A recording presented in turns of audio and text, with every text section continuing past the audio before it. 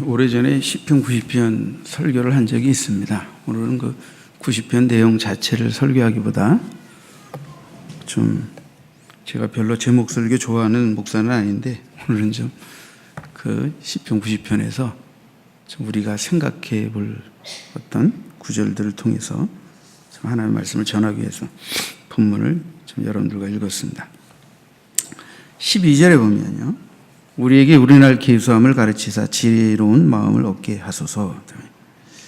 모세는 인생이 풀과 같고 꽃과 같고 하룻밤에 피었다 지는 정말 영존하신 하나님 앞에서 인생이 얼마나 유한한 존재인가, 그런 것들을 앞서서 말하고, 또 우리의 평생이 하나님의 분노 가운데 지나간다 하는 것도 말하고 있습니다. 하나님의 분노 중에 우리의 인생이 지나간다는 걸 느낄 수 있으면 그 사람은 믿음의 사람입니다. 그걸 모르죠, 대부분 인생들이. 모세가 진정으로 기도하는 것은 우리의 남은 날들을 우리가 좀 계수할 줄 알게 해달라는 거예요. 다시 말하면 하나님의 분노 중에 헛되이 지나보낸 인생 말고 이젠 좀 하나님을 경외하고 주 뜻을 행하고 정말 하나님의 영광을 위하여 살 수 있는 날들이 우리의 인생에 남은 날들이 되길 바란다. 그런 의미에서 우리의 남은 날을, 그죠? 내가 앞으로 얼마나 살 것이냐, 그리고 또다시 남은 날들을 주의 분노 가운데 보낼 것이냐, 아니면 좀 다른 인생을 살 것이냐.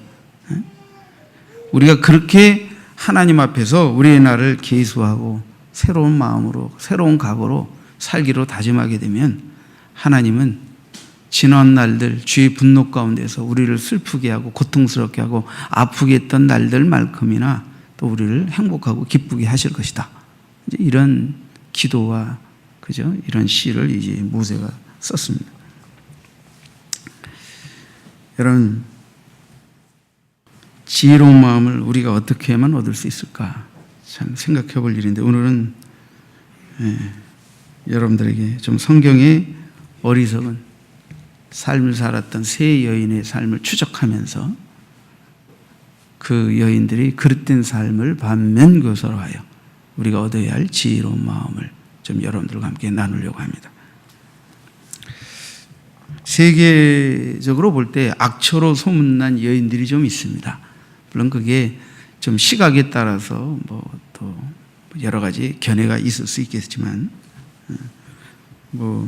우리가 미국의 위대한 대통령 5명 가운데 들어가는 인물 중에 하나가 아브라함 링컨입니다. 근데 링컨의 부인은 악처로 이렇게 올라가 있어요. 그래서 여러분, 부인이 좀 문제가 많다고 너무 비관하지 마십시오. 세계적인 인물 가운데 보면 세계적으로 악처인데도 불구하고 위대한 인물로서 쓰인 사람들도 있다는 걸 좀 힌트를 드립니다. 톨스토이의 부인도, 물론 이제 톨스토이도 좀 문제는 많았죠. 문제가 없었던 건 아닌데 톨스토이 부인도 악처로 올라가 있어요. 세계적으로 자타가 공연하는 악처 1위는 통상 소크라테스 부인으로 들어가 있습니다. 좀 이따 소개해 드릴게요. 모차르트 부인도 좀 악처에 올라가 있고요. 또 목회자들 중엔 그럼 없냐? 그렇지 않아요. 감리교의 창시자라고 일컬어지는 요한 웨슬레의 부인이 또 악처의 반열에 올라가 있어요. 놀랍지 않습니까? 다 소개해 드릴 수는 없고, 이 세계적인 악처 1위에 올라가 있는 소크라테스의 아내가 쿠산티페라는 여인입니다. 소크라테스는 여러분들이 옛날에 학창시절에 배울 때 2가지는 다 기억하겠죠? 네 자신을 알라. 알라이 니콜라이. 이렇게 하면. 이건 다 아시죠? 네 자신을 알라. 그 다음에 죽을 때 악법도 법이다 하고 이제 죽었죠. 악법도 법이다 하고 부당한 그 범법적 살해 위협 앞에서 그냥 사약을 받고 죽었어요.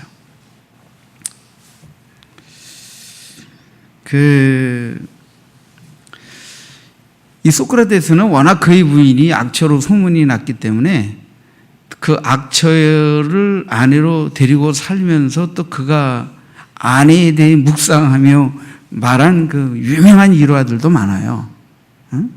아주 재미있는 표현이 많은데,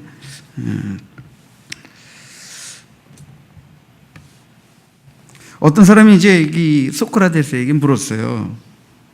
선생님, 어떻게 그렇게 부인의 잔소리를 참아 넘기십니까? 워낙 잔소리가 심했던 모양이에요. 그러니까 소크라테스가 그랬다고 그래요. 물레방아 소리도 자꾸 들으면 시끄럽지 않네, 그랬다는 거예요. 그렇죠? 그래서 잔소리 듣기 좋은 사람은 없어요. 근데 잔소리도 자꾸 듣다 보면 안 들으면 오히려 불안해지는 그런 것도 있을 수 있다는 거예요. 그래서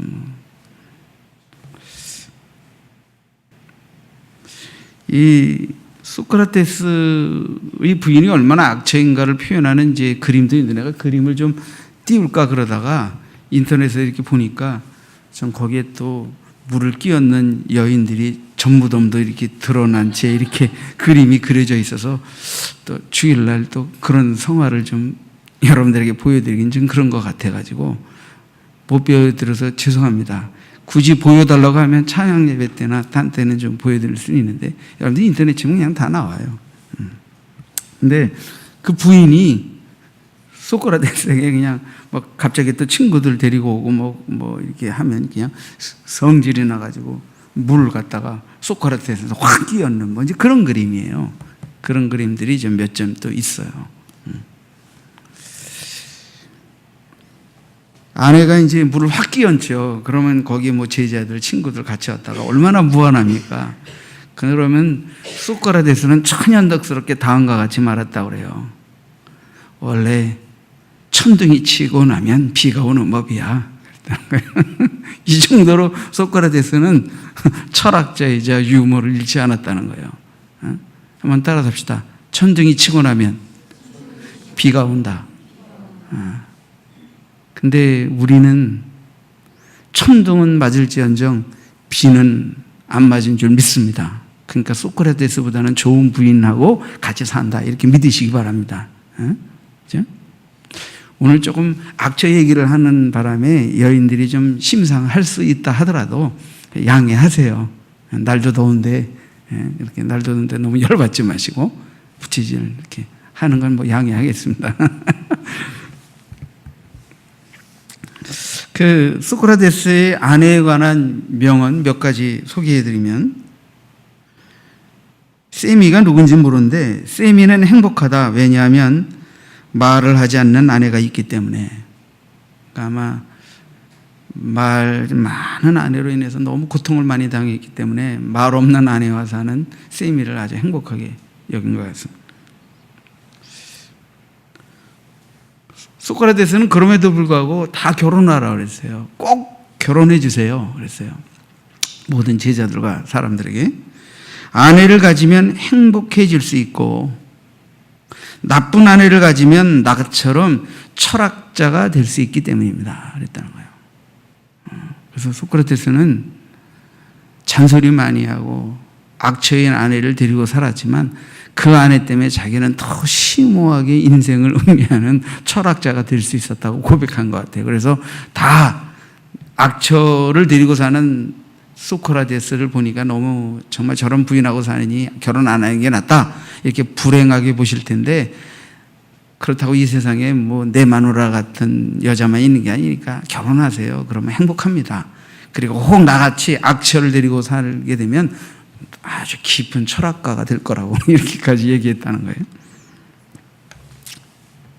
소크라테스가 한 아내에 대한 말 가운데 제가 마음에 가장 와닿는 말, 이 사람과 잘해 나갈 수 있다면 다른 누구와도 잘해 나갈 수 있습니다. 난 소크라테스가 이런 말을 한지는 잘 몰랐어요.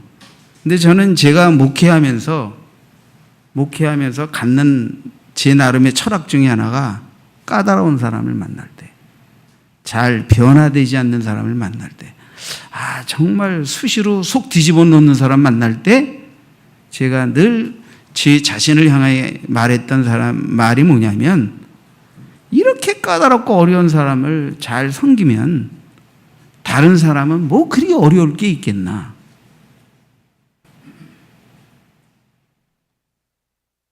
한 번만 따라서 합시다. 내 곁에 까다로운 사람을 주셔서 감사합니다.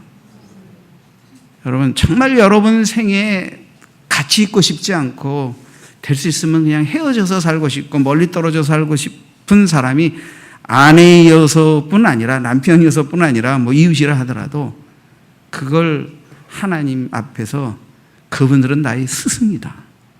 나를 위대한 소크라테스의 말에 의하면 철학자로 만들고, 우리는 그리스도인이니까 인격적으로 변화되고 주님 닮은 아주 심오한 후덕한 포용력 있는 사람 만드시려고 하나님의 아주 골 때리는 인간을 내 옆에 두셨다. 이렇게 믿으시기 바랍니다. 지금은 아내를 지칭하는 건 아닙니다. 그냥 그 누구를 말하는 거예요. 누구를. 저는 사실 그런 마음으로, 그렇다고 여러분들이 나한테 골 때리는 인간이라는 뜻은 아니고, 뭐 하여튼 어떤 까다로운 일들을 만날 때 제가 그것을 극복하고 이겨내는 마음을 품으면서 하나님 앞에서 기도할 때마다 어렵다고, 까다롭다고, 변화 안 된다고, 고집스럽다고, 말 안 듣는다고, 순종하지 않는다고, 버리고 내치고 뭐 안 만나고, 이거는 굉장히 우리 그리스도인으로서의 삶이 아니잖아요. 주님은 우리를 위해, 우리 같은 인간을 위해 죽기까지 하셨는데, 그러니까 우리는 어떻게 해야 돼요? 이 사람을 잘 품어내면, 잘 섬겨내면 이 세상에 품지 못할 사람이 있을까? 이런 마음으로. 이런 마음으로. 그래서 저는 잊지 않아요. 옛날에 그 어느 선배님, 사모님께서 그런 말씀하셨어요. 이렇게 교회에 시험거리가 많고 특히 목사님을 뒤집어 놓는 시험거리가 많을 때는 그렇게 생각해야 된대요. 내가 아직도 얼마나 깨질 게 많으면 이렇게 까다로운 성도를 하나님이 옆에 보내셨을까? 그렇죠? 따라합시다. 내가 아직도 깨질 게 얼마나 많으면 그 인간이 내 곁에 있나? 남편이라도 좋고, 아내라도 좋고, 성도라도 좋고, 이웃이라도 좋고, 직장 상사라도 좋고,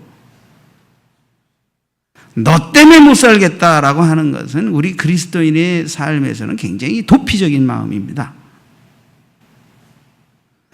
너 같은 인간을 내 곁에 붙여주실 때 나의 그 무엇을 깨뜨리시려고 하나님은 나에게 그를 내 곁에 있게 하셨을까? 이렇게 생각하고 살라는 거예요. 믿지 않는 소크라테스, 철학을 연구하는 소크라테스도 그런 명상을 했는데, 더구나 우리 그리스도인이 그런 인격적 믿음의 심오한 경지를 부여잡고 기도하고 있냐면 반드시 하나님이 좋은 날, 승리의 날, 아름다운 날을 주실 줄 믿습니다. 정말 우리가 괴롭힘을 당한 날들만큼이나, 고통을 당한 날들만큼이나, 때로는 하나님께 분노를 끼친 날들만큼이나 우리가 변화를 향해, 새로운 마음의 각오를 향해 도전하면 하나님은 기쁘게 행복하게 하는 날들을 맞게 하십니다. 요한 웨슬레 목사님이시잖아요. 전도자. 근데 요한 웨슬레는 이제 아주 성령 운동으로 유럽을 그저 전도하면서 다녔던 분인데 47살까지 노총각이었대요. 결혼을 안 하셨는 모양이에요. 그러다 런던 다리에서 넘어져가지고 다리뼈를 다치게 되는데 그때 몰리라는 한 여인의 극진한 간호를 받게 돼요. 그런데 이 여인은 처녀가 아니고 사업가의 미망인으로서 4아이를 둔 과부죠. 4아이를 둔 과부. 근데 그녀가 극진히 간호하면서 그 여인과 사랑이 싹 터서 뭐 이렇게 해가지고 결심하고 결혼을 하게 돼요. 그래서 요한 웨슬레는 그 사업가 미망인인 4아이의 엄마와 그저 이렇게 결혼을 하게 돼요. 47살에. 근데 막상 결혼하고 나서 보니까 이 여인이 성격이 아주 못됐어요. 그래서 결혼 후 4년 만에 웨슬리는 그의 아우에게 우리의 사랑은 이미 없다고 선언했어요. 그러면서 몰리는 내 사무실에서 도둑질도 하고 친구를 집으로 초대하는 것은 불가능하다는 불문율을 제시하고 자기는 거의 가정생활이 아내의 포로 생활이나 다름없었다고 오죽하면 이런 표현을 했겠어요. 주의중이. 그리고 나갈 때는 상세히 보고하고 외출해야 되고 서적, 서류, 서신 함부로 뒤지고 남에게 공개하고 저속한 비어를 쓰고 그리고 남들에게 끊임없는 중상모략을 하고 정말 말로 할 수 없이 이 요한 웨슬레는 심지어 이제 목회자고 전도자니까 곳곳을 날아다니며 부흥회를 인도하고 그러면은 거기에 이제 이렇게 교회 성도들, 여성도들이 숙소를 제공해서 공개를 하게 되고 이런 일들이 있잖아요. 근데 이 부인이 미망인이고 그래서 그랬는지 모르지만 의처증이 있었는지 의부증이 있었는지 알 수는 없는데 늘 웨슬레의 여자 관계를 의심해서 전도 여행에 숙소를 제공한 여인들을 의심해서 정탐꾼을 보내기도 하고 매일 들볶고 무섭게 굴고 그래서 결국은 이 별거 할 수밖에 없는 지경까지 가는 한 번은 뭐 주위 사람들이 보는데도 아랑곳하지 않고 이 남편 웨슬레의 머리채를 움켜쥐고 질질 끌고 다녔다고 그래요. 아마 이런 아내와 살면 어떡하나. 그러나 웨슬레는 그가 복음 전도자로서 성공을 하게 된 것은 무서운 자기 아내 때문이라고 아내에게 공로를 넘겼다고 그래요. 왜냐하면 그런 골 때리고 무서운 아내로 데리고 살았기 때문에 자기는 더 하나님 앞에 무릎 꿇을 수밖에 없었고 이로 인해서 더 하나님 앞에 승리로운 전도자 생활을 할 수 있게 되었다고. 비록 이제 나중에 못 견뎌서 별거는 하기는 했지만 그래도 그런 아내를 주신 것도 아마 웨슬레가 감사했던 것 같아요. 감사했던 것 같아요. 그래서 참 소크라테스는 세계적인 골 때리는 아내 때문에 자기는 세계적인 철학자가 될 수 있었노라고 고백하고 웨슬레는 세계적으로 골 때리는 아내 때문에 나는 세계적인 전도자가 될 수 있었노라고 고백하니까 참 보통 분들은 아니라는 생각이 듭니다. 아브라함 링컨은 이제 남북 전쟁에 을 통하여 이제 뭐 노예 해방을 이룬 아주 귀한 미국의 대통령 아닙니까? 남북 전쟁의 영웅인 그랜트 장군의 부대를 열병할 때 그 링컨의 아내 메리가 얼핏 보니까 링컨이 미인으로 소문난 부하 장군의 이제 부인과 얘기하는 것을 보게 됐어요. 뭐 이제 거기 참모들이 부부가 동반해서 이제 그 열병식을 하는데 당연히 뭐 귓속말로 얘기할 수 있잖아요. 근데 메리가 키가 돌아가지고 그런 장관 장교들이 다 밀집해서 열병식을 하고 있는 대통령을 향해 뛰어가서 히스테리를 부르며 미친 듯이 대들었다는 거예요. 상상이 가십니까? 가정 안에서가 아니고 사적인 곳이 아니고 대통령이 공적으로 열병식을 거행하는 장소에서. 링컨이 죽고 그녀는 이제 유럽으로 피신해 가는데 워낙 낭비벽이 심해서 파산했다고 그래요. 근데 유럽에서도 낭비벽을 못 고치고 그래서 파산의 위기를 겪으면서 어렵게 살았다고 그래요. 참 공교롭게도 세계적인 인물들, 세계적인 철학가, 세계적인 목회자, 세계적인 대통령이 거의 세계에서 악초로 뭐지 이들 말고도 또 조금씩 견해는 다르지만 세계의 악초로 1위부터 10위권 안에 들어가는 악초로 소문난 여인의 남편들이었다. 참 생각해 볼 일이에요. 생각해 볼 일. 그래서 자, 여러분 성경에도 어리석은 여인이 소개되어 있어요. 성경은 하나님이 말씀과 진리와 신앙의 규범 아래서 하나님이 이제 어리석다고 말씀하신 세 여인, 그죠? 세상에서야 그 여인들이 악처로 소문났지만 뭐 철학가이니까 또 때로는 맨날 토론하고 공부하고 제자들만 가르치고 너무 실생활에 무책임하고 이러다 보니까 여자들이 악처가 됐을 개연성도 없지 않잖아요. 그러니까 이제 그건 보는 견해에 따라서 또 악처이면서도 악처는 달래 악처가 되냐, 또 뭐 이제 이런 반론도 제기할 수 있지만, 이제 성경에서 좀 더 어리석다고 이렇게 일컬어진 세 여인을 좀 소개해 보겠습니다. 자, 첫 번째는 욥의 아내죠. 욥의 아내. 욥의 아내는 뭐 욥기에서 욥기에 관한 내용을 여러 번 설교했기 때문에 뭐 스토리를 뭐 생략하겠습니다. 그러나 하여튼 욥은 이제 하나님이 그죠? 이 욥과 같은 의인을 보았느냐 했을 때 사탄이 욥이 뭐 하나님께 축복받아서 그렇다, 그 모든 거 걷어가면 뭐 욕할 것이다, 뭐 이러가면서 이제 해서 하여튼 욥은 하루아침에 자식이 죽고 재산이 다 날아가고, 그래도 욥이 하나님께 원망하지 않으니까 사탄이 또 그의 몸을 정말 이렇게 저기 하면 또 원망할 것입니다. 욥은 그럴 사람이다. 그러면 목숨은 거두지 말고, 그러니까 이제 온몸에 악창이 나서 기화장으로 몸을 긁는 상황이 되어버리죠.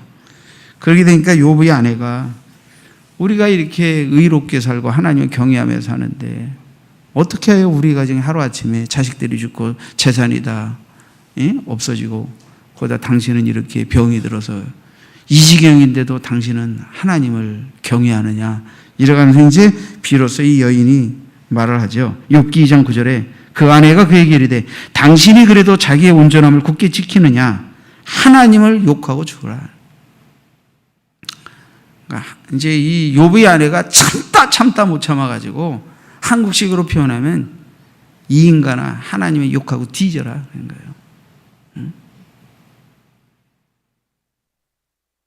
하나님이 선하시고 좋으신 하나님이라면 당신을 이 지경으로 만들 수 있느냐, 이게.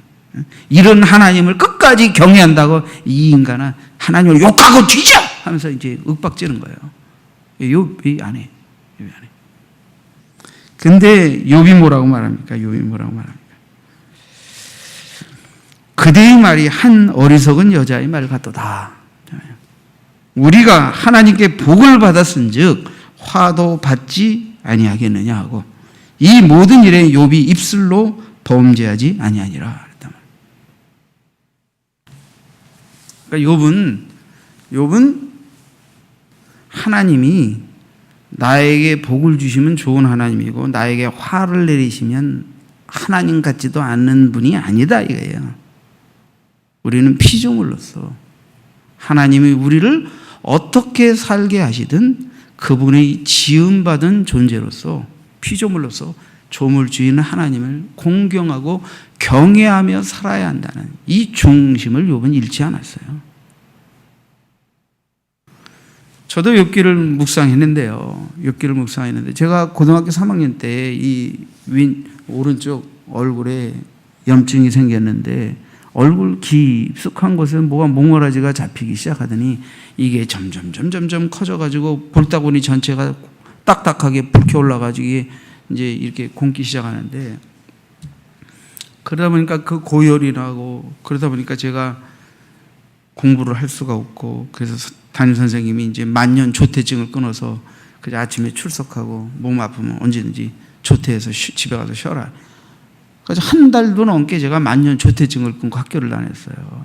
한 달이 뭐예요, 거의. 이게, 근데 이제 그때만 해도 뭐 옛날에 어려웠던 시절에 뭐 아프다고 병원 즐겨가던 시절이 아닙니다. 근데 우리 이제 큰형님이 이제 위생병 근무하다가 제대하고 오셨는데, 내가 얼굴이 이렇게 이제 불고르하고 이제 곪기 시작하는 걸 보고 이제 살균을 해서 대나무 얇은 가지를 그제 벗겨가지고 소독을 해가지고 내 볼을 이제 뚫었어요. 여기를 탁 뚫어가지고 고름을 짜는데, 내가 누워서 고름을 짜는데 이 고름이 거짓말 하나 못하고 천장부터 벽까지 뻗쳐버렸어요. 이 볼따구니에서. 그리고 여기다가 이제 소독을 한 꺼져를 심지를 박아가지고 이제 치료를 했죠. 그렇게 해서 약을 먹고 치료를 했는데, 저는 그때 이제 신앙의 초보 때니까 그냥 기도하면 하나님이 다 고쳐주신다고 믿고 도와주세요, 치료해 주세요 기도했는데, 아마 몇 달 동안 얼마나 이 머리 근처에 염증이 나고 이게 염증 부분이 크니까 고통을 당했는지. 그래서 성질이 나가지고 이제 어느 날 교회로 씩씩거리고 달려가서 하나님한테 따지려고, 내가 이렇게 기도했는데도 고쳐주시지 않고 씩씩거리면서 하나님 앞에 나가지, 이제 아무도 없는데 예배당 앞에 딱 나가서 앉아서 이제 뭐라고 기도할 거 생각하고 이제 갔죠. 이게 이제 하나님께 이제 좋은 소리 나갈 게 아니죠. 감히 전능하지는 않으니까 욕은 할 수 없지만 하나님 정말 이루실 수 있습니까 하고 이제 따지고 불평하려고 딱 앉았는데, 딱 앉아서 입을 여는데 전혀 내 입에서 내가 생각하지도 그렇게 기도하려고 하지도 않았던 말이 튀어나왔어요. 그게 뭐냐면, 그래도 하나님은 하나님이시니까 하나님이십니다. 이게 뭐야? 이건 전혀 내 생각에, 내가 그렇게 말하고 기도할 생각이 없었던, 나도 모르게 어떤 강권함에 의해서 그 말이 튀어나오면서 갑자기 성령의 감동이 저에게 밀려 들어오더니, 내가 마음의 고백이 아니라 나도 모르게 그 말을 뱉어놓고 갑자기 성령의 감동이 내게 임하여서 진짜 하나님을 향해 오해했고 불평했고 원망했던 마음이 싹 없어지면서, 하나님, 그래도 하나님은 사랑합니다. 제가 이해가 안 되는 일을 겪었어도 그래도 하나님은 선하십니다 하면서 이제 하나님께 눈물 콧물 짜면서 기도하기 시작하는데, 그때 하나님 음성이 들렸어요. 하나님 음성이, 네가 이렇게 몇 달 동안 염증과 고열과 고통 속에서 하나님이 기도해도 네가 기도한 대로 응답하지 않으시고 침묵하시고, 네가 하나님을 향해 이게 막 울분과 화와 섭섭함이 가득 찼었지만 그래도 하나님 앞에 나와 그래도 하나님은 하나님이십니까? 하나님이십니다. 이렇게 고백한 것처럼, 사실은 내가 고백한 게 아니죠. 하나님이 강권적으로 그렇게 타락에 의해서 고백하게 하신 거죠. 근데도 하나님은 나에게 뭐냐면, 앞으로 목회하면서 이 순간에 이 고백을 잊지 말라. 네가 사역의 현장에서 이해할 수 없는 일을 만날 때, 고통을 만날 때, 납득하기 어려운 일을 만날 때, 하나님이 긴 기간 침묵하는 때를 만날 때에도 이날 이때 이 순간에 이렇게 고백했던 이 믿음을 기억하고 나를 따라야 된다는 그런 신의 한 수의 지도를 제가 그 아픔을 통해서 받았어요. 근데 욥기를 읽고 연구해 보니까 하나님은 하나님이시니까 하나님이시다는 이 고백이, 욥기를 읽어보니까 하나님은 하나님이시니까 하나님이지, 조물 주인 하나님이 피조물을 어떻게 대해줌에 따라 하나님도 되고 하나님이 아닌 것도 아닌, 이게 아니라는 걸 제가 깨닫게 된 거예요. 이건 맞다. 이건 맞다. 인간이 교만하다, 어리석다, 방만하다, 자기 좋은 생각과 편협된 생각으로 그저 나를 위해주면 좋은 하나님이고, 그렇지 않으면 하나님을 헌신자처럼 배신하고 욕하고 뒤집는, 이게 믿음이 아니구나. 이게 믿음이 아니구나. 그래서 나는 앞으로 목회하면서 성도들에게 욥기를 바탕으로 한 피조물로서, 더군다나 하나님께 구원받은 백성으로서의 올바른 하나님을 사랑하는, 경외하는 겸손한 피조물의 믿음의 자세를 잘 가르치는 목사가 되어야 되겠다. 제가 그때 각오했던 것이죠. 욥은 후에 복을 받았죠. 이제 욥기라고 하는 것은 이제 사단과 하나님이 이제 변론 속에서 욥이 시험을 겪게 되고, 나중에 이제 새 친구들이 와서 또 욥을 정죄하죠. 네가 죄 지었으니까 이렇게 어려움 당하는 거지, 회개하라 했는데 욥은 내가 하나님께 무슨 죄를 저졌는지 모르겠다 그러고 이제 이렇게 가요. 그래서 욥이 당한 일에 대해서 그 자신도 이해 못하지만, 그러나 하나님을 부인하지 않죠, 욥이. 근데 어느 날 하나님이 욥에게 나타나서 천지 만물의 오묘한 조화와 창조 때 네가 있었느냐 하면서 온갖 질문을 갖다가 몇 장을 갖다 퍼부어요, 하나님이. 그러니까 욥이 그 세 친구들이 하나님을 향해 갖는 의문에 대해 하나님이 답하시기보다, 네가 이 천지 만물을 내가 지을 때 그 옆에 있었냐? 악어와 타조와 수많은 자연 만물, 하나님이 지은 만물의 이치와 섭리를 네가 아냐? 욥이 딱 벌어지면서, 제가 어리석은 중에 말 같지도 않은 말을 찌꺼렸습니다. 그냥 납작 엎드려서 하나님 앞에 꼬리를 내렸죠. 하나님은 욥을 정죄했던 친구들에게 욥에게 사과할 것을 명하시고 욥에게 복을 내리시는데 42장 12절에 보면 여호와께서 욥의 말년에 욥에게 처음보다 더 복을 주시니 그가 양 14,000과 낙타 6,000과 소 1,000결이와 암낙이 1,000을 뒀고, 그러니까 그때 아브라함 족장 시대의 중군동에 요즘으로 말하면 이 낙타가 이 정도, 낙타가 무려 이게 뭐예요? 낙타가 14,000마리라고 하게 되면 유통회사 사장님이죠. 최고의 유통회사 사장님 아닙니까? 그때 당시에.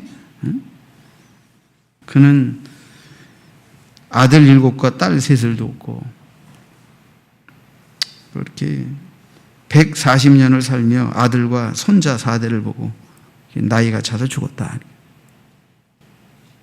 성경에는 욥을 버리고 도망간 여자가 회개하고 돌아와서 다시 그 아내가 돼서 자식을 낳았다는 건지 새 장가를 들어가지고 자식을 낳았다는 건지 구체적인 언급은 없어요. 그런데 우리가 생각할 때 욥을 저주하고 도망간 여자가 다시 회개하고 돌아왔을 것이라고는 생각하지 않아요. 분명히 하나님이 믿음 좋은 새 여인을 욥의 아내로 들이셨고 거기서 아들 7, 딸 3 낳게 하셨고 이렇게 행복하게 살게 하셨다. 그럼 욥기의 내용을 딱 듣고 나면 그 자녀들, 믿음 좋은 자녀들은 불의의 사고로 죽었지만 일찍 하나님 나라에 가서 안식한 줄 믿습니다. 욥은 직고생했지만 나중에 하나님께서 그 연단을 끝내시고 어떻게 다시 좋은 아내와 아들, 딸 낳고 이전보다 뭐 큰 복을 허락하셔서 자손 4대까지 보게 하시는 복을 누렸다. 그럼 나머지는 뭐예요? 그럼 그 아내는 중군동의 최고 부잣집의 아내였던 욥의 아내만 인생이 골 때리게 돼버린 거예요. 제가 좀 속어를 써서 죄송합니다만.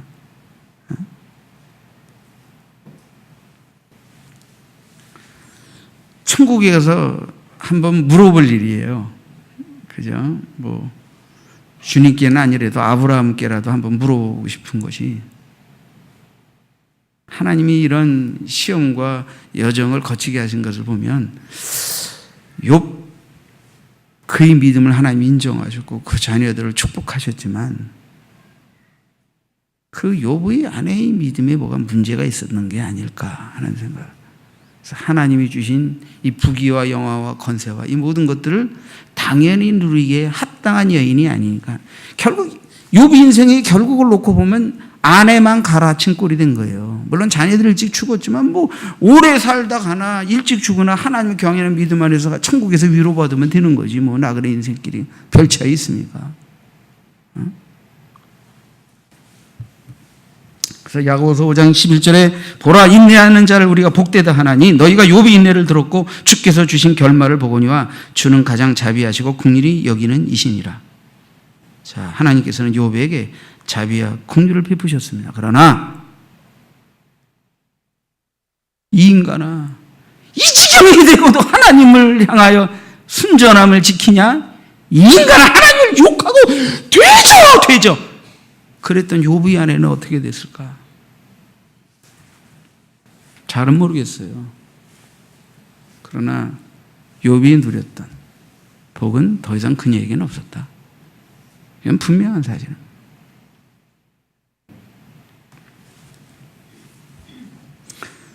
두 번째 롯의 아내입니다. 롯의 아내에 관한 것, 롯은 소돔과 고모라 성에 이제 거하여 아브라함의 조카로서 떠나 그곳에서 소금 장사하면서 큰 거부가 되지요.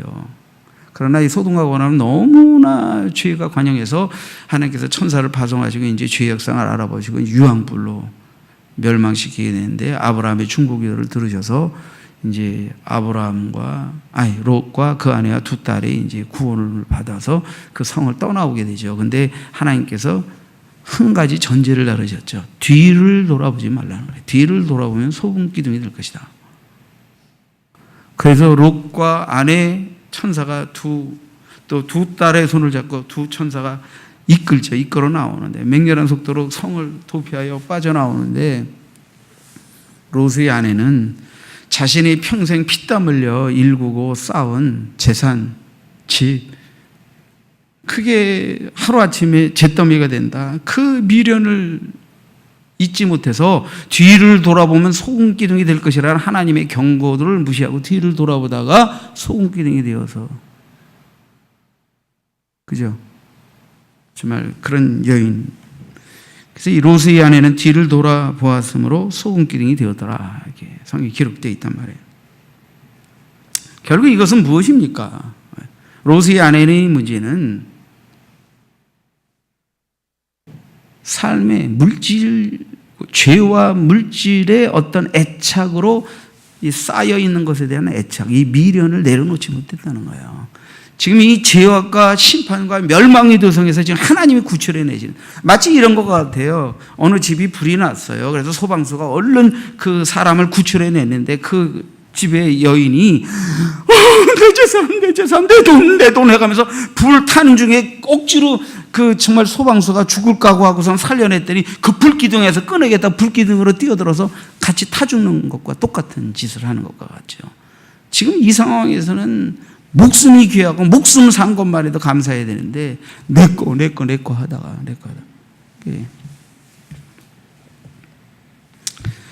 예수님은 한 사람이 두 주인을 섬기지 못할 것이니 혹 이를 미워하고 저를 사랑하거나 혹 이를 중히 여기고 저를 경히 여기며 너희가 하나님과 재물을 겸하여 섬기지 못하느니라.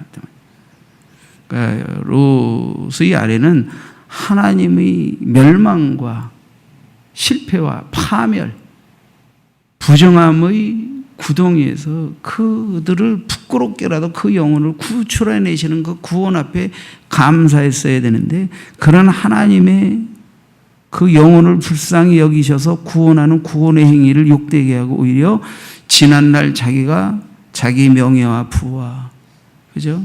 자기 육신적 만족과 행복을 위해 쌓아놨던 물질의 애착에 미련을 버리지 못하고 뒤를 돌아보다가 결국은 구원받지 못하고 소금기둥이 되어버렸다 하는 게 성경의 어리석은 두 번째 여인 롯의 아내에 대한 기록인 것입니다. 하나님과 돈을 겸하여 섬길 수 없다는 말은, 이 섬기다라는 말은 또 다른 말로 하면 종이 되다, 예속되다 이런 뜻이에요. 그러니까 우리가 하나님을 섬기면 절대 물질의 노예가 될 수가 없는 거고, 물질의 노예로 살면 하나님을 절대로 섬길 수 없다는 거예요. 둘 중에 하나예요. 그러니까 하나님을 주인으로, 만물의 주인, 그분이 우리의 나그네 인생길 동안에 맡겨주시고 벌게 하시고 누리게 하시지만 이 모든 것들이 하나님의 손에서 나오는 것이니까 내가 열심히 피땀 흘려 벌었다 하더라도 그거는 맡겨진 것이고, 잠시 나그네 인생길 동안에 누리고 선용하고 영광 돌리고 나누고 베풀고 살다가 이 땅을 떠나라면 내려놓고 떠날 것이지, 그게 내 인생을 지배하는 주인이 아니라, 이게 주인이 아니라. 근데 네가 물질의 노예, 소유의 노예가 되어서 그것을 우상화하여 주인으로 믿고 따르라는, 절대 하나님이 너의 영혼의 구주, 영혼의 아버지, 영혼의 주인이 될 수 없다 하는 것을 예수님이 경고하신 거예요. 그러니까 이 롯의 아내의 어리석음은 바로 예수님의 이 교훈의 내용이 무슨 의미가 있는가를 뒷받침하는 샘플이 된다 하는 것을 알 수가 있습니다. 사랑하는 성도 여러분, 우리는 우리 인생 가운데에서 돈과 하나님 둘 중에 하나를 택하라고 하면 무엇을 택하겠습니까? 뭘 택하겠습니까? 우리는 돈을 택하면 안 됩니다. 하나님을 택해야 합니다. 여러분의 인생에서 누가 주인입니까? 돈입니까? 하나님입니까? 하나님이면 물질을 수단화하고 적당히 하나님의 은혜 아래서 벌기도 하고 누리기도 하고 쓰기도 하고 영광 돌리기도 하고 나누기도 하고 돈에 종속되어 돈의 노예로 사는, 돈의 수종노가 되어 사는 그런 짓거리는 하지 않게 된다는 거예요. 돈으로부터, 물론 우리가 돈이 없고 궁핍하면 때로는 힘들고 고통스러울 때도 있긴 하지만, 그러나 돈을 주인으로 사는 짓은 하지 않는다. 응?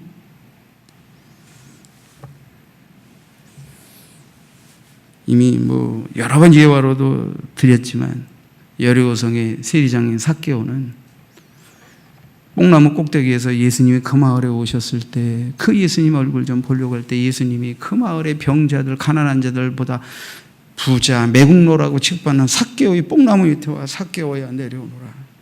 응? 그러니까 삭개오가 깜짝 놀라서 뽕나무에서 내려오면서 덩실덩실 정말 신바람이 나가지고, 응? 그렇겠죠. 주여, 저 같은 이 보잘것없는 자의 집에 유하러 오십니까? 이 삭개오가 흥분하고 어쩔 줄 몰라죠. 그러면서 주여, 내가 내 재산의 절반을 가난한 자에게 나누겠습니다. 그리고 네 것을 토색질한 것이 있다면 4배나 갚겠습니다. 전에는 여리고 사람들이 그놈은 매국노요, 그는 돈의 노예고, 그는 민족과 이웃의 피를 빨아먹는 놈이라고 손가락질했던 사람이에요. 근데 예수님이 그 앞에 다가오셔서 네 집에 유하였다 하게는 순간, 자기 집에 찾아오신 예수님을 그는 마음의 구주, 마음의 주인으로 모셔드리며 돈이 내 인생의 주인이 아니라 주님이 구주가 나의 주인이라는 걸 깨달는 순간, 그는 내 재산의 절반을 가난한 자들에게 나누고 내가 살아놓은 동안 네 것을 토색했다면 4배나 갚겠습니다. 그러니 여리고에서 더 이상 누가 삭개오를 향해 손가락질할 수 있겠습니까? 그 이후로 누가 여리고 성에서 삭개오를 매국노라고 하고 수존노라고 말할 수 있었겠습니까? 이런 위대한 변화, 돈이 주인이 아니고 주님이 나의 주인입니다라는 이 위대한 선언적 고백의 행위가 삭개오의 삶 속에 있었던 것입니다. 세 번째 소개해드릴 인물은 다윗의 아내 미갈입니다. 미갈. 다윗은 이제 그의 소원 가운데 여호와의 법궤를 이제 예루살렘으로 모셔오는 것이 소원이었고, 한 번 이제 시행하다 문제가 있었고 다시 이제 이 법궤를 모셔오게 되는데, 여호와의 궤를 다윗성으로 모셔올 때 다윗이 그냥 너무 그 제사를 드리고 그 악대와 함께 찬송을 하고 춤을 추면서 백성들에게 너무 신바람이 나서 그는 자기가 왕인 것도 잊어버리고 그냥 하나님 앞에서 온 마음과 온 몸으로 찬양과 춤을 추면서 즐거운 마음으로 법궤를 옮겼어요. 근데 이 미갈은 이제 사울의 딸 아닙니까? 미갈이 창문에서 이렇게 내다보다가 다윗을 딱 보니까 참 웃기지도 않아요. 왕이 돼가지고 채통은 다 벗어던지고 신하들이 아내들이 다 곁에 있고 보는 데서 엉덩이장이 들썩들썩 드러나는 줄도 모르고 춤을 추고, 저거 완전히 무슨 시정 잡배도 아니고 논팽이도 아니고 저 왕이 왜 저 모양이냐 이러니까 그 마음의 심중에 아이고 다윗 아이고 저걸 이러면서 마음속에 업수이 여겼던 거예요.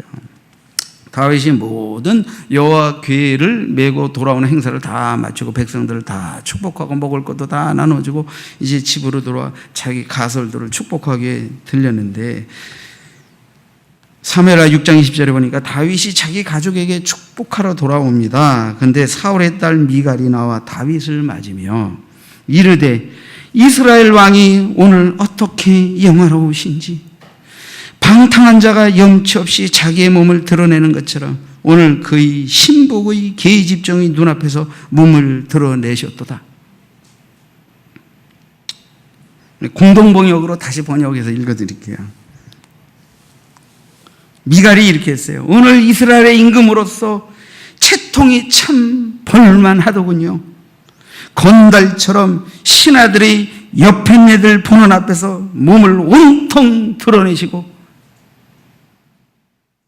미갈이 이러니까 다윗이 확 키가 돌아오는 거예요. 화가 나버린 거예요. 다윗이 미갈에게 말합니다. 이는 여호와 앞에서 한 것이니라. 그가 네 아버지와 그의 온 집을 버리시고 나를 택하사 나를 여호와의 백성 이스라엘의 주권자로 삼으셨으니 내가 여호와 앞에서 뛰놀리라. 내가 이보다 더 낮아져서 스스로 천하게 보일지라도 네가 말한 바 계집종에게는 내가 높임을 받으리라. 성경은 그 이후로 다윗이 미갈을 찾지 않았다고 합니다.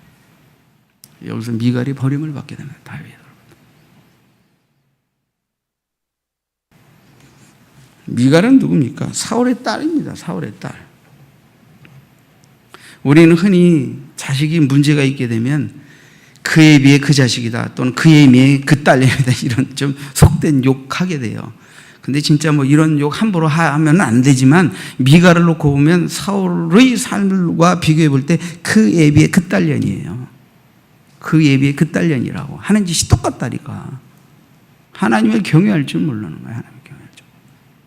실제 사울도 아말렉을 죽이라고 할 때 다 죽이지 않고 살찐 것들을 떼어놓고 짐승의 소리가 뭐냐 그러니까 여호와께 이렇게 제사 드리려고 제물, 그러니까 사무엘이 노하죠. 순종이 제사보다 낫고, 응?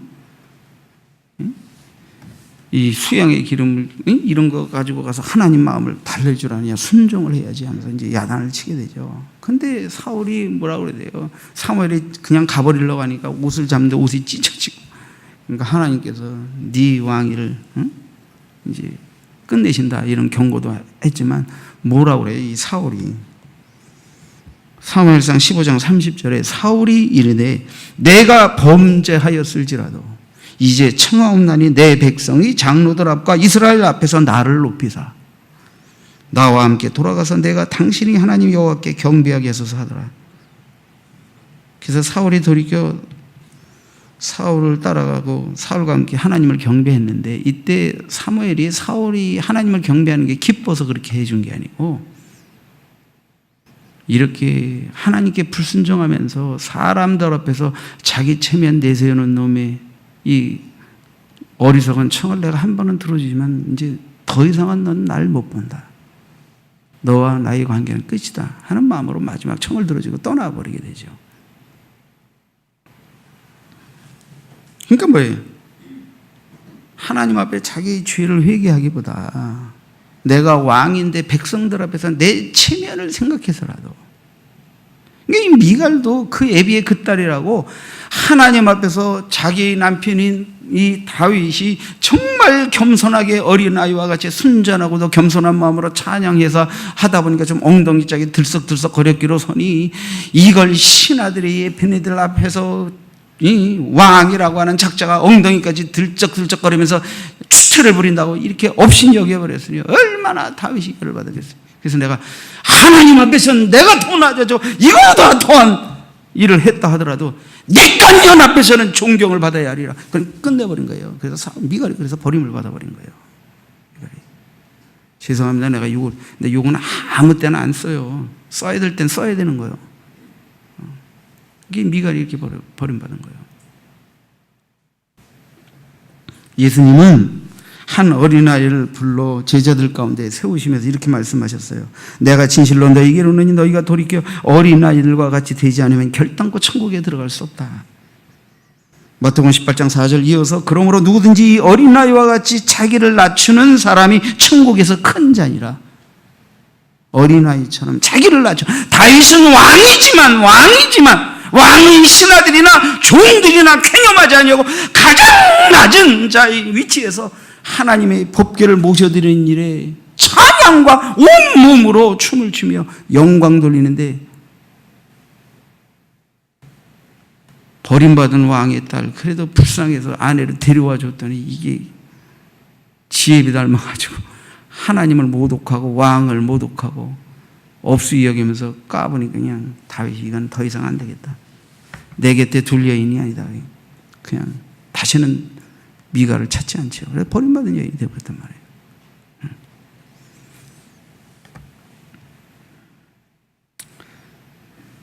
우리날 계수함을 알게 하소서. 그래요. 몇 살까지 사실 예정이십니까? 알 수 없죠. 그건 하나님의 손에 달려있는 게니까.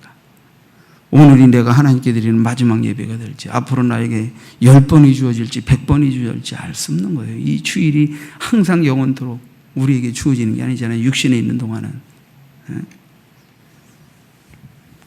성경은 이 세 어리석은 여인의 모습을 통해서 역으로 그럼 하나님이 정말 기뻐하시는 믿음이 뭐냐를 역으로 생각하도록 도전을 주시는 것입니다. 요부의 아내를 통해 우리는 어떤 상황에서도 하나님을 향한 믿음과 기대를 저버려서는 안 된다는 것을 배울 수 있습니다. 하나님은 하나님이시니까 하나님이시다. 인간은 창조주 하나님 앞에서 피조물로서의 분부를 망각해서는 안 되고 항상 하나님을 높여야 된다 하는 이 자세를 배워야 된다는 거예요. 그냥 좁은 소견으로 인간적으로 하나님을 조금 날 어떻게 잘해주면 좋은 하나님 같고, 내가 이해할 수 없는 어려움과 역경 속에 있으면 하나님을 막 욕하고 싶고, 이런 식으로 하나님 앞에서는 아주 어리석은 자가 되서는 안 된다는 거예요. 하나님이 누구입니까? 하나님은 만물의 주인이시고, 우리는 그분의 뜻을 따라 있고 없고 높임을 받기도 하고 낮춤을 받기도 하고 다 그분의 영광을 위한 존재들일 뿐이에요. 우리 겸손해야 된다는 거예요. 겸손해야 된다. 우리는 요 루스의 아내를 통해 자신이 쌓은 물질에 대한 지나친 애착을 내려놓지 못하는 어리석음을 벗어버리라 하는 거예요. 죄악 세상에서 하나님보다도 사랑하다가 우리를 영혼을 파멸과 멸망으로 끌고 가는 수많은 세상의 부귀영화 헛된 영광 쫓다가 멸망할 인생들을 구출해 놓고 보니까 인생들이 마치 내 돈, 내 새끼, 내 거, 내 집, 이런 꼴이니 하나님이 우리를 구원해 놓고 얼마나 황당하시겠습니까? 황당하시겠습니까? 하나님과 재물을 겸하여 섬길 수 없다. 재물은 수단일 뿐이지 우리 인생의 목표와 주인이 되어서는 안 된다는 거예요. 잠시 나그네 인생길에 부의 척도일 뿐이고 하나님의 뜻 안에서 맡겨주시는 것을 선용하면 되는 것이지 물질주의와 만몬주의에 빠져서 그것 때문에 하나님 앞에, 여러분 지금 밖에 나가서 전도해 보세요. 믿지 않는 사람들이 그냥 교회 나오라고 예수 믿으라고 그랬는데 무슨 11조를 내라, 11조 가르친 것도 아닌데 제일 먼저 하는 얘기가 뭔지 아세요? 교회 다니려면 11조 무서워서 못 다니겠다고. 그래요. 11조 무서워서 못 다니겠다고. 그래서 11조 내라 그런 게 아니잖아. 그거는 다 그만한 믿음을 배우고 깨달아서 하는 것이지. 지금 그냥 교회 나오라. 근데 11조 무서워서 못 다니겠다고.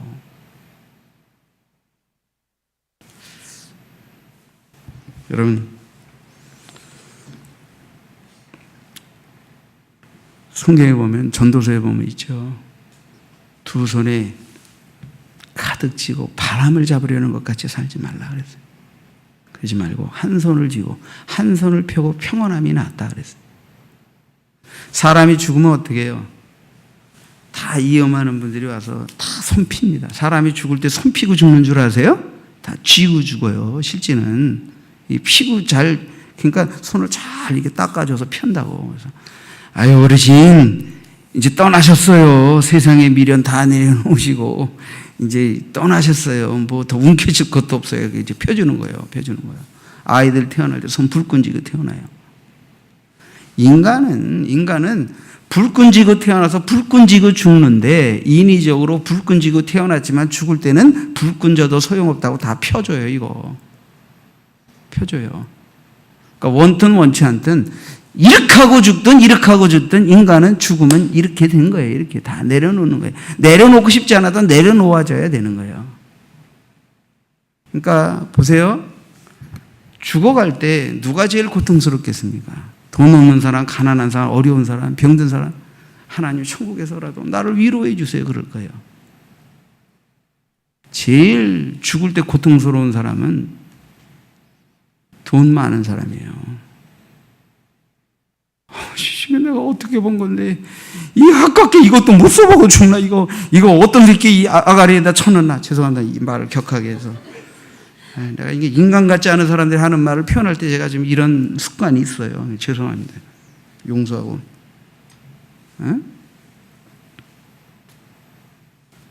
누구 아가리에다 쳐넣으려고 그 많은 돈을 가지고 죽을 때 얼마나 고통스럽겠어요. 그러니까 성경이 하는 말이에요. 그렇다고 성경이 탁 피라 이렇게 말하고 있잖아요. 한 손은 쥐고 한 손은 펴라. 그리고 평안하게 살다 가라 하는 거예요. 어둠의 평안도 있지만 베품의 평안도 있고, 드림의 평안도 있고, 나눔의 평안도 있고, 누림의 평안도 있고, 어둠의 평안도 있고, 평안이 있어야지. 벌기는 버는데 이놈 부부생활, 가정생활, 새끼들하고 삶이 온통 전쟁터고 엉망진창에 행복이란 꼬라지도 없는, 이게 인생이냐 이게 평안이 있어야 합니다. 버는데도 평안이 있고, 쓰는데도 평안이 있고, 누리는데도 평안이 있고, 평안이 있어야 합니다. 여러분 평안을 주세요.